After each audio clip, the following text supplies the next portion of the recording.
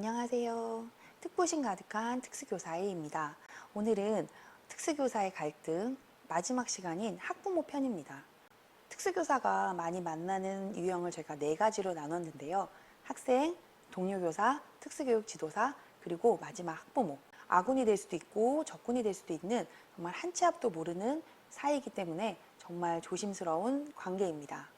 그러면 특수교사가 생각하는 부모는 어떤 부모가 있을까요? 저는 크게 3가지로 한번 나눠봤는데요. 첫 번째로 특수교사가 선호하는 부모로 우선 자녀의 장애를 인정을 하고 그 장애를 극복해 나가기 위해서 도움반이 꼭 필요한 존재라고 믿고 도움반을 부끄러워하지 않고 협조하는 가정입니다. 완전 가정, 학교, 학급 정말 완벽한 조화를 이루는 케이스죠.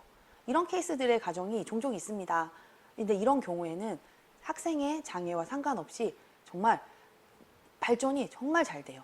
그 발전이라는 게 상대적이긴 하지만 아이를 기준으로 했을 때 정말 제가 생각했던 것보다도 더 많은 발전을 빠르게 성장하는 것을 볼 수 있었습니다. 이런 가정만 있으면 너무 좋죠. 너무 감사하죠. 하지만 또 다른 유형이 있는데요. 두 번째 유형, 특수교사가 힘들어하는 부모입니다. 그 부모는 바로 방관하는 가정이에요. 이런 가정의 경우에는 민원과 태클조차 없습니다. 정말 관심도 없고 민원도 없고 태클도 없어요. 가정에서 협조가 아예 이루어지지 않는 부모입니다. 이런 경우에는 아이들이 도움반에 상당히 집착을 하는 경우가 많습니다. 만약에 특수교사와 관계가 원만하다면 학교 안에서는 큰 문제를 일으키지 않아요. 오히려 더 잘 보이기 위해서 더 이제 안정된 모습을 보이기도 하죠. 하지만 문제는 가정에서 돌아가면 그리고 방학 기간에 그런 경우에는 다시 원점으로 돌아간다는 사실입니다. 그런 경우에는 더욱더 학교나 학급에서 좀 더 보듬고 집중적으로 관리를 해주려고 하고 있습니다. 세 번째 경우는 이제 교사가 경악을 하는 부모죠. 선무당 스타일이라고 합니다. 저는 되게 이런 경우에 부모의 마인드는 우리 아이는 문제가 없다 라고 생각을 우선은 그 전제 조건을 깔아요. 도움반에 이제 들어는 가되 의심의 눈초리를 거두지를 못합니다. 필요에 따라서 우리 아이는 장애가 아니기 때문에 차별 없이 대해달라고 말하다가 정작 만약에 이제 뭐가 사건이 생기면 우리 아이는 장애인데 장애를 이렇게 차별했다. 이렇게 이제 번복을 하는 부모님들이 있어요. 민원의 달인으로 일반 학급과 특수학급 모두를 힘들게 하는 스타일입니다. 근데 신기하게도 이런 가정의 아이들은 정말 분란을 조장하는 게 거의 저는 한 80% 90%라고 생각을 해요. 아이들의 잘못이 아닌 게 우선 부모님들의 그런 마인드가 있으니까 아이들도 그거를 당연히 꿰뚫고 있죠. 그렇기 때문에 자기의 장애를 이용해 먹으려고 해요. 이런 부모님들의 경우에는 어떻게 해야 될까요? 우선은 부모님들이 신규 교사나 젊은 교사들을 우선 무시하고 믿지 않는 경우가 되게 많아요. 스스로 신규고 되게 내가 애띄어 보인다. 그렇게 생각을 하시면 되게 감사한 일이긴 한데 내가 이거 부모님들에게 좀 믿음을 보이게 나이가 들어 보이는 출근복을 갖추는 것도 저는 나쁘지 않다고 생각을 합니다. 저도 되게 캐주얼한 옷을 되게 좋아하거든요. 편하잖아요. 아이들하고 이제 대할 때 우선 캐주얼한 옷이 좋긴 하지만 학부모님들은 오늘 대면을 해야 되는 자리나 그런 경우에는 꼭 이제 정장을 갖추려고 저는 노력을 좀 합니다. 부모님들이 자꾸 특수교사를 좀 무시하는 듯한 말투나 좀 약간 낮춰보는 그런 부모님들을 만나게 된다면 교복 입는 거 추천해드려요. 교복. 그러니까 옷을 막 내 스타일이 아닌데 그렇게 입는 것도 힘드시면 뭐 아래 위로 아침마다 그냥 정해진 옷인 거예요. 뭐 어때요, 그죠? 옷이 뭐 잘 빨아 입으면 되죠. 뭐 같은 옷이면 뭐 어때요, 그죠? 우선은 부모님들에게 특수교사의 외적인 믿음을 주는 것도 저는 상당히 필요하다고 생각을 합니다. 아마 부모님들 같은 경우에 그런 경우가 되게 많습니다. 우선 첫 번째 부모님들은 첫 번째 유형 부모님들은 정말 걱정할 필요가 없고 두 번째 방관하는 부모님이나 세 번째 민원의 달인, 선무당 스타일인 부모님들의 경우에는 되게 요구와 간섭이 많을 수도 있어요. 방관하는 부모님들도 이제 학교에서 자꾸 뭘 해주다 보면 그게 기대게 돼요. 하지만 특수교사가 정말 기억을 해야 될 것은 특수학급은 집이 아니고 특수교사는 부모가 아니라는 사실입니다. 모든 아이들에게 사랑을 주고 싶은 거는 정말 모든 선생님들의 마음이죠. 하지만 그걸 다 해준다 그래서 그게 사랑은 아니라고 생각해요. 가정에서 해야 될 일까지 저희가 해주면 오히려 이 아이에게 손해를 보게 하는 거예요. 부모님들이 아이에게 해줘야 되는 일을 저희가 뺏어버리는 거죠. 예를 들어서 손톱 같은 경우에 만약에 이제 방관하는 가정에서 손톱의 아이가 되게 길어요. 그러면 이게 깎아주는 거 금방이거든요. 하지만 저는 이게 이 손톱으로 인해서 다른 아이들을 해치거나 뭔가 문제가 생기지 않으면 그대로 둡니다. 가정에 손톱을 깎아달라고 말씀을 드려요.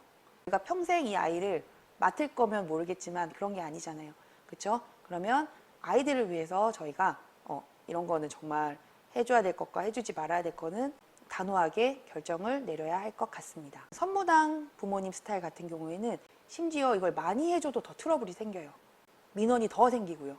그 이유가 아니어서도 처음에는 교사가 새 학기라고 해서 되게 이제 에너지가 넘치고 으쌰으쌰 해봐야지 해서 너무 많은 걸 해주다가 이게 1년 동안 유지가 되면 크게 문제가 되질 않아요. 하지만 선생님도 사람이기 때문에 점점 이제 소홀해질 수도 있거든요. 그러면 이거는 더 욕을 먹어요. 차라리 내가 이 기본에 충실해서 정말 기본만큼은 충실히 해줘야지. 이 생각으로. 그러다가 한 개를 더 잘해주고 두 개를 더 해주면 오히려 그게 더 저는 부모님들이 알아준다고 생각을 합니다. 뭐 꼭 알아줘야 되는 건 아니지만 말입니다. 그리고 두 번째로 학부모님들과의 갈등을 줄이기 위해서는 기록을 남기는 것이 중요합니다. 모든 유형의 부모님들하고도 마찬가지인데 특히나 세 번째 이제 민원을 유발하는 부모님들 같은 경우에는 이게 최대한 말을 아껴셔야 돼요. 그리고 상담 기록을 잘 남기는 것이 정말 중요합니다. 말로 싸울 생각하시면 안 돼요. 이거는 무조건 부모가 이겨요. 이길 수밖에 없습니다. 가능한 부모님들이 어떤 말을 하든 귀를 열어놓으시고 그리고 부모님의 말을 듣고 필요한 말만 하시길 바랍니다. 이게 억울하다 그래서 정말 그 분한 마음에 막 같이 말이 많아지면 정말 분명히 말실수를 할 수밖에 없어요. 억울해도 흥분을 가라앉히시고 그리고 이 말이 모든 게 기록에 남는다고 생각을 하시고 정말 대화를 하셔야 돼요. 이게 왜냐면 종종 어떤 부모님들은 무조건 통화 버튼 누르고 학부모님들하고 전화하는 경우가 요즘 있습니다. 그렇기 때문에 오해가 있을 것 같은 경우에는 무조건 상담 기록을 남기시는 거. 그거 너무 중요합니다. 근데 너무 들어오시기 전에 이제 신규이신 분들이나 아직 특수교사 준비를 하고 있는 꿈나무들에게 너무 겁을 주고 싶진 않아요. 왜냐면 더 좋은 부모님들도 너무 많습니다. 그리고 경력이 쌓이면 그만큼 유연해져요. 저도 처음에는 신규 때는 정말 많이 상처받고 부모님들하고도 트러블도 있었고 하지만 점점 가면 갈수록 걸을 수 있는 건 거르고 상처받지 않는 방법을 익히게 되더라고요. 우물쭈물하지 마세요. 우물쭈물하지 마시고 정말 카리스마가 필요합니다. 카리스마라는 거는 그렇다고 상대에 대해서 딱딱하게 사무적으로 말하라는 게 아니에요. 부드러운 카리스마. 전문성을 갖추셔야겠죠. 우선은 부모님들이 어떤 말을 하더라도 당황하지 않고 거기에 말해서 차근차근 말할 수 있도록 평소에도 전문성을 좀 갖추는 것도 필요합니다. 전문성이라는 것이 부모님들에게 막 아는 척을 하라는 게 아니라 행동으로 보이라는 것입니다. 말은 줄이고 행동으로 보여주는 거예요. 그러면 내 행동이 부모님들에게 보이지 않겠죠. 그렇지만 아이에게서 보이겠죠. 그런 행동들이. 어떻게 보면 모든 부모님들이 특수학급뿐만 아니라 어느 기관에 맡기든 간에 우리 아이에 대해서 걱정을 하고 이 기관이 신뢰가 있나 없나를 의심하는 것은 당연한 일입니다. 그럴 때 특수교사의 화려한 언변 그리고 막 눈에 띄는 요란한 체험학습 이런 것보다는 꾸준하고 일관적인 교육 방식을 보여주는 것이 중요해요. 대개 특수교사들은 개인적인 일이 있지 않는 이상은 한 학교에 오래 있습니다. 4년 정도 있고 옮기는 경우가 많아요. 그래서 부모님들이 초반에 나를 의심하고 믿음이 없다 그래서 막 섣불리 뭔가 다가가지 않으셔도 돼요. 이 행동이 날로 좋아지는데 그거에 대해서 싫어하는 부모가 어디 있겠어요. 나중에는 그런 부모님들도 교사의 든든한 아군이 될 수 있으니까 그렇게 너무 부모님들의 말이나 행동에 대해서 상처받지 마시고 꾸준히 특수교사의 길을 걷길 바랍니다. 그러면 저는 다음 시간에 다시 뵙겠습니다. 안녕.